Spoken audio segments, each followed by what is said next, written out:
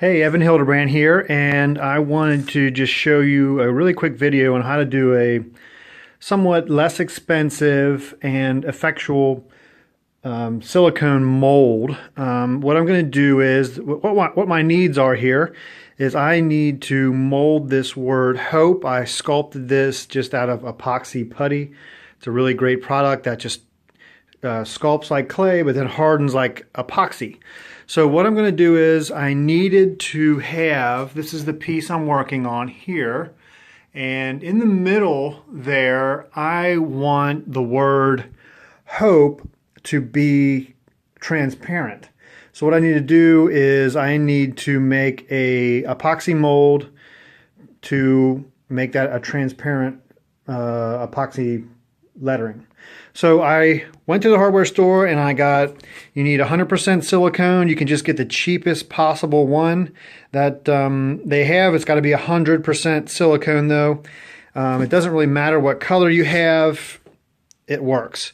So you also want a pretty large bucket, and you will put some Dawn dish soap in it. So I'll go ahead and put some Dawn dish soap in here, just kind of swirl it around. You don't really need that much. Just put a couple squirts and you're good to go. I'll put my hand in there and swirl it around. The reason I'm making this sort of less expensive cast is because I use other really nice silicone to do casts that will last me a long time. So I use this Mold Star from Smooth On. It's really great stuff, but you can cast that over and over and over and over. I'm not 100% sure of how many times I'm going to use this mold, so I just wanted to use a nice, less expensive option. So I'm going to go ahead and stop here and set up the tripod and show you exactly what I'm doing. Okay, so I went ahead and cut these off. You can use a pretty big hole in there. It's not a big deal. But what you're going to want to do is you're just going to want to kind of squirt this in there, get it kind of going. You want to snake it like around. So you just want to snake it around. I know I'm going to use a lot of this. I actually have 2 of them ready to go. You're going to want to snake it in this water. You don't want it to be bunched up at this point. So I'm just going to pour all this in here as much as possible. Get it all out, let it sit in there. You want the water to be cold, you don't want it to be hot. Like I said, I put the Dawn dish soap in there and went ahead and swirled it around to make it nice and soapy. I don't use gloves for this. If you feel more comfortable using gloves, then that's fine. I found that it doesn't really stick to your hands with this method, so I really like it. So let's see. So we will, okay, so that's out. I'll go ahead and do the other one real quick. And just put the rest of this in here. Just snake it around, like I said, no big deal. I found that this is the easiest way. If you're, say you're a student, you want to mold something, you can make a pretty nice mold. So it's not like the Mold Star. If you're doing something that you need a lot of, you want to capture a lot of detail, I would recommend using the Mold Star or another type of silicone that you can get from Smooth On. They've got a lot of great products for your needs. But for me, I find that this is good for something if you want to do something temporary, especially. These don't last forever, but this doesn't need a ton of detail. I'll be putting epoxy over the top of it when I'm done anyway. So we'll just get this all out of here. Okay. Get it all down into the water.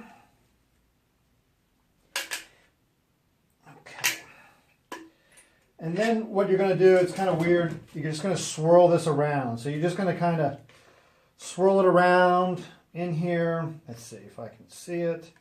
Swirl it around. You'll start to see it kind of bunch together. Like I said, it doesn't really stick to your fingers, so start bunching it together. it'll just start to form sort of like a big ball here. And what I like to do then is take it out in clumps.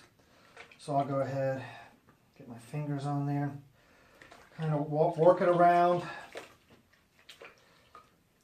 Work it around. It's not the best smell in the world, but work it, work it. So, like I said, work it around.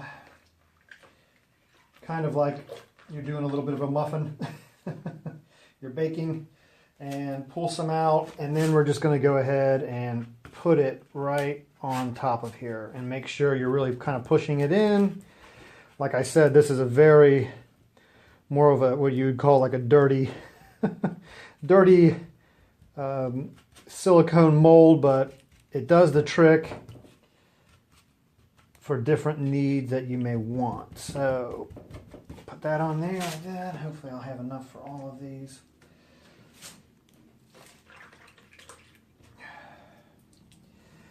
I don't need this to even be that deep. So like I said, I'm not trying to get too crazy here.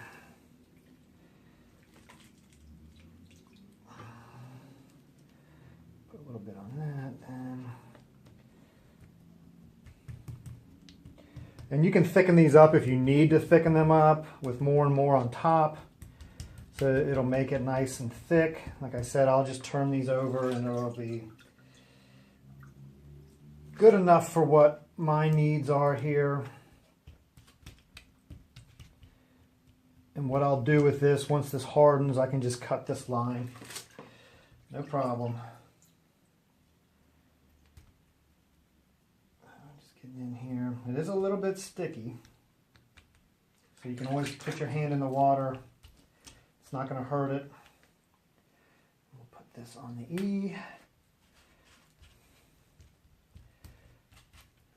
So, just pat it down. Get some over here. Okay.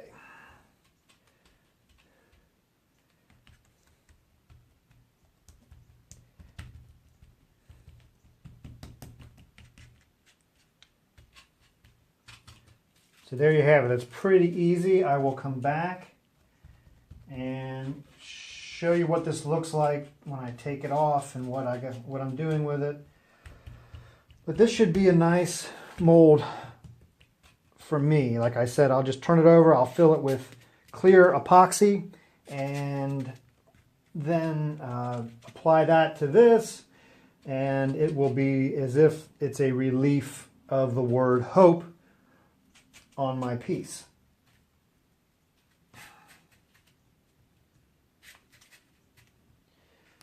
Like I said, you can build the wall up a little bit here. It's nice to have it a little bit thicker on the edge just to have it.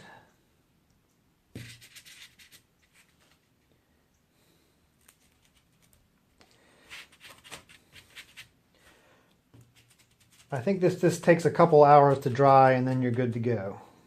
So, see what happens. Okay, so this is about an hour and a half. I think it probably hardened it a little bit ago, so not too long, maybe an hour. And we'll just pull it off here and see what it looks like. Comes right off. And there we are. So then you can see the H, the O, and we'll go ahead and pour resin in there and let it harden and see what happens. So one thing about this method is you're going to notice, so if I have this, if I bring this one in, for example, this has a nice flat surface on the back. So when you sit it on a table or the flat surface, it's obviously going to be nice and level. Where this one, not so much. So there are some things you can do to level it out if you're going to pour resin in it. I use sometimes even I put it on a bed of sand. So if you have some sand or something like that, you can do that if you wanted it to fill up. But it's up to you, but that will level it out as well. So it's a very easy method to use, and if you're going to do something, like I said, it doesn't need quite as much detail. It's a good method and a cheap one. So hopefully you enjoyed. If you have any questions, just comment below, and I'll try to answer them to the best of my ability. All right, have a great day.